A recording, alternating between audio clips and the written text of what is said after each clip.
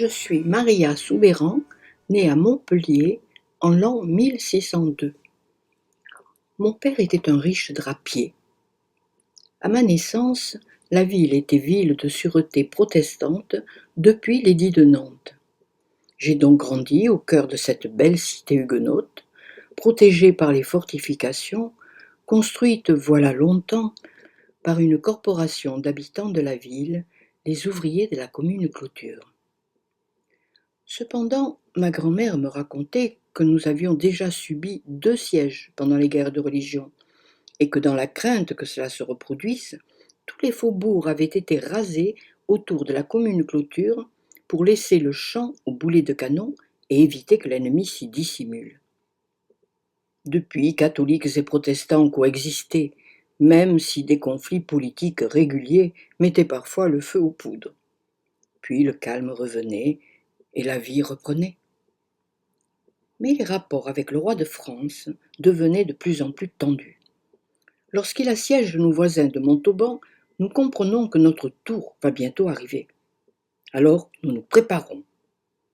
On fait venir à Montpellier Pierre de Conty d'Argencourt, célèbre militaire génie des fortifications, afin d'en construire de nouvelles. Les remparts de la commune Clôture ne pouvaient jouer un rôle défensif suffisant face aux nouvelles pièces d'artillerie. La ville entière se mit au travail, faubourgs à nouveau rasés, églises et couvents détruits pour fournir des matériaux à la construction. Il suffit d'1 an à peine pour qu'elle soit désormais défendue par 16 bastions liés par des courtines avec des fossés et des demi-lunes. 3 kilomètres de murailles sur 6 mètres de haut, le tout sur une largeur de 20 mètres au sol, dont 12 mètres pour les fossés.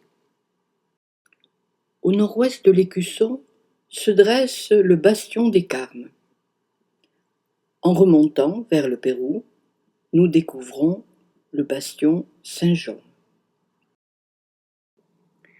Puis le bastion du Pérou et son fort, duquel on pouvait tirer au canon en contrebas de la colline.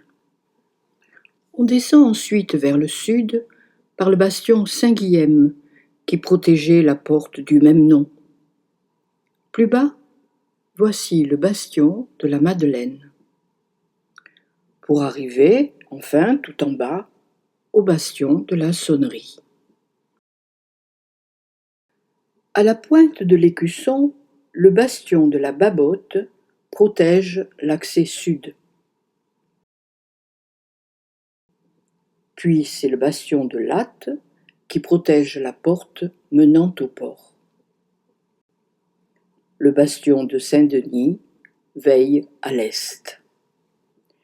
Nous descendons la butte vers le Pilat Saint-Gély pour y trouver, sur le front nord, le bastion noir. Longeant la fortification nord, voici la demi-lune d'Argencourt. Ce sera le théâtre de vifs combats. Enfin, voici le bastion blanc qui veille devant la tour des Carmes, objectif de nombreux tirs d'artillerie. Le jour de mes 20 ans, le roi de France lui-même vient établir son campement aux portes de Montpellier avec 14 000 soldats et 43 pièces d'artillerie. En face, nous sommes prêts. 4 000 hommes, dont 1 000 militaires professionnels et un régiment de 120 femmes portant épée et chapeau. Évidemment, j'en faisais partie. Début septembre, les troupes du roi installent leur camp sur le front nord. Ils creusent aussitôt des tranchées pour se protéger des canons et des mousquets. Derrière ces tranchées, ils installent leur artillerie, qui commence immédiatement à nous bombarder d'une centaine de canonnades par jour et une cinquantaine la nuit. Des milliers de boulets de canon ont ainsi été tirés sur la ville et la vieille tour des Carmes a commencé à s'écrouler. Mais les fortifications d'Argencourt étaient construites pour résister aux canons. Ils creusèrent alors des tranchées jusqu'au pied des fortifications, de façon à mener leurs troupes à couvert jusqu'à la ligne de front. Et le 24 septembre, quand tout fut prêt, Après 21 coups de canon, l'assaut fut lancé. Des centaines de soldats s'avançaient vers nous à découvert, et nous les arrêtions du haut du mur avec nos mousquets. Ce fut un carnage. 3 assauts furent lancés, 3 assauts furent stoppés. Le champ de bataille était maintenant couvert de cadavres. Alors, quittant notre bastion, nous enjambons les corps et avançons jusqu'à prendre la première tranchée. Après avoir récupéré armes et outils, nous y mettons le feu, que nous alimentons avec des sarments enduits de pois. Les assaillants ne passeront jamais les fortifications, et la ville se rendit finalement sans être conquise par la force. Mais c'était la fin de l'histoire de Montpellier, ma ville rebelle, sur laquelle allait bientôt s'abattre la terrible répression des dragonnades.